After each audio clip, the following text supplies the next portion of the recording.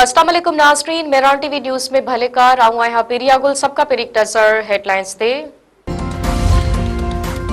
Bilawal Bhutto article 203 तालिका सिवाय 27 तरमीम जे ॿियनि सभिनी नुक़्तनि खे रद्द करे छॾियो।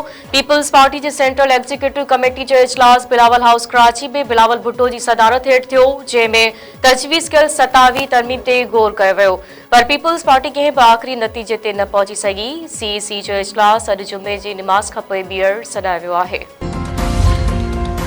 फील्ड मार्शल सैयद आसिम मुनीर ऐं बरतानवी army chief of general staff विच में अहम मुलाक़ात। ISPR मुताबिक़ बरतानवी army chief of general staff GHQ ऐं शहीदनि जी यादगार ते हाज़िरी भरे गुल रखिया। फील्ड मार्शल सैयद आसिम मुनीर ऐं बरतानवी army chief of general staff विच में मुलाक़ात दौरान गॾियल दिलचस्पी वारे मामलनि, दिफ़ाई ताउन खे हथी वठण ऐं इलाइक़ाई सलामती ते ख़्यालनि जी ॾे वठि कई वई।